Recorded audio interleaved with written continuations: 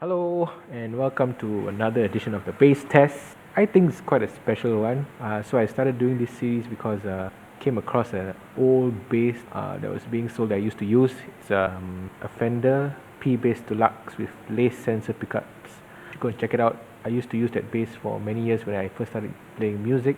So that bass has a bit of history, but I think the greater history about it is that Rozan Razman also started with that bass, I think, and yeah, that bass is quite old. Anyway, this is an even older bass. It's a Fender P-Bass, and check it out. It is actually, this is not the original color. It was a sunburst, but there's a story behind it as well. Later we'll find out more. And just check out this beauty. This beauty. Okay, anyway. So this is a, let's see, this is a P-Bass from, I don't know, 68 or 78. This is owned by the Tak Lain dan Tak Bukan, Mr. Paul Augustin. This is his bass. I think he got this bass for about $580, and it's been with him for a very long time. Traveled many places. It looks like a one-piece body, but I'm not sure. Probably two-piece. But this bass is like a monster. So let's listen to a bit of it, and there'll be more after that.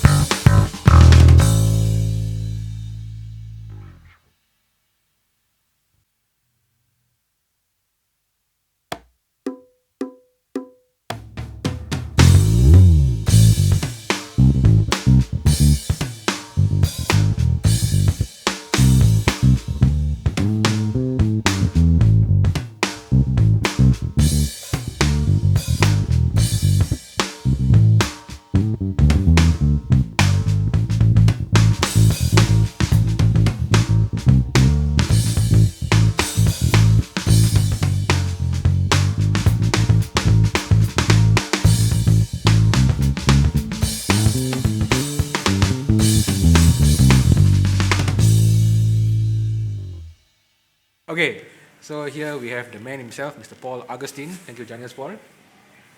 Welcome. Man, a few words.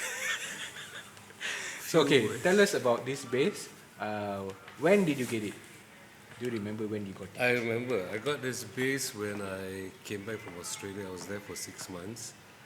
And Also, it didn't go to Australia. no, the first time in '85. I went twice. '85 was the first time I went, and this bass didn't go with me. I had another bass, but then I played a few gigs. Then after that, I sold the bass lah. You sold the bass? I had one bass there. Oh, and I okay, sold okay, it okay, in okay. Australia. I sold the bass and I came back, and then I had no bass and I had a gig. So I had to go and rent a bass for the gig. So I went to this shop, I went to rent the bass.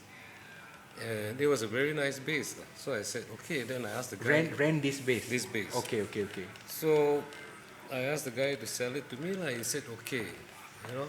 So it said it was, I think, 600 ringgit Malaysian. Okay. But I told him, can get discount. So I got it for 580. Okay. And I did two payments. First Oh. 300, then after second payment 280 lah, you know. Oh, okay.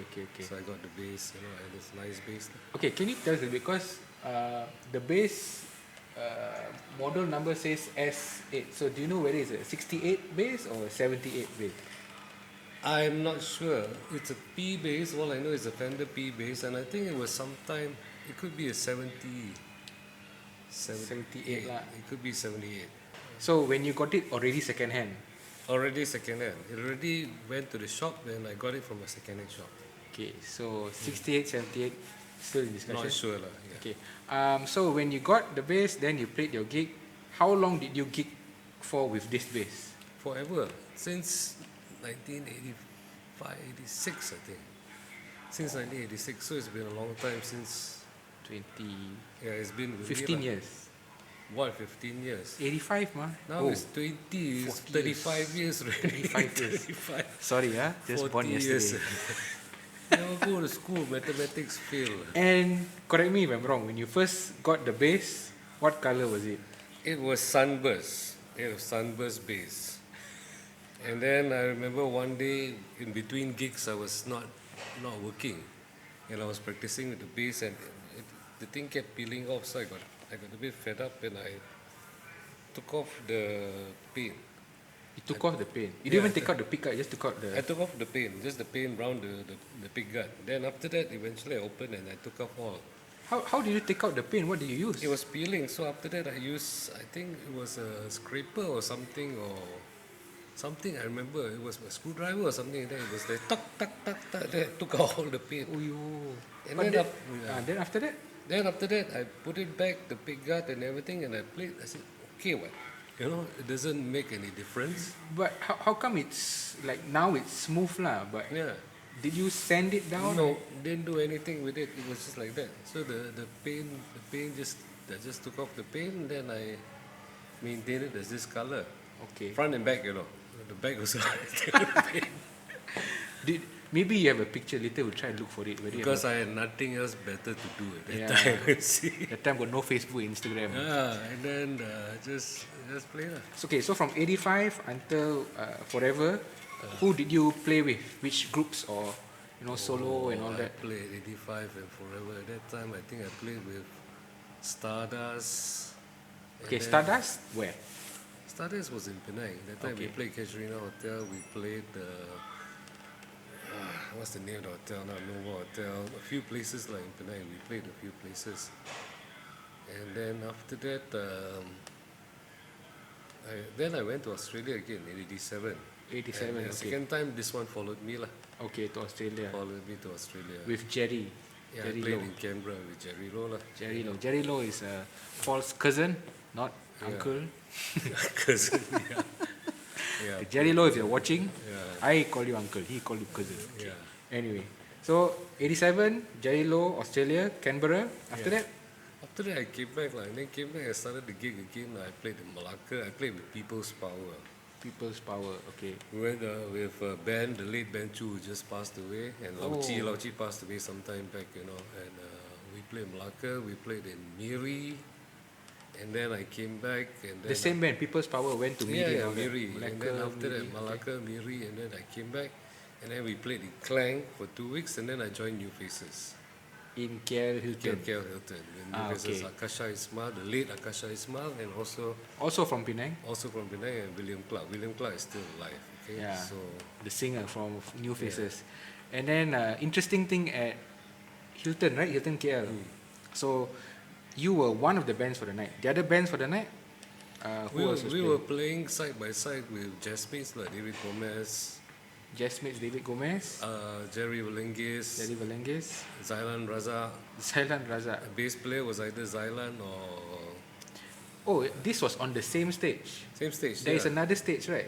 No, same stage. Oh, Same same stage. stage. Okay, We okay, we okay. do the early set. We do the early set, and then after that we do the second set. The jazzmates come on to play. Oh, That was the only band in I think whole of Malaysia that the musicians all had their own ashtrays. So when new faces played, it was all very nice. But when jazzmates played, the ashtrays would come out on stage. because until late, right? That one. Yeah, until late. So everybody, it was a weird experience. Like everybody smoking and you play and smoke. It was like a real jazz thing. Like. Okay. So that KL Hilton, what That year one, to what year? I only sit in once in a while. Oh, okay. Only once in a while, not all the time. They were playing. So we watch, and then sometimes when Hanafi doesn't turn up or something, then I sub for one Hanafi is inside the band. Hanafi, Zailan left, then Hanafi joined. Oh, Hanafi okay, played for a while, okay. you see.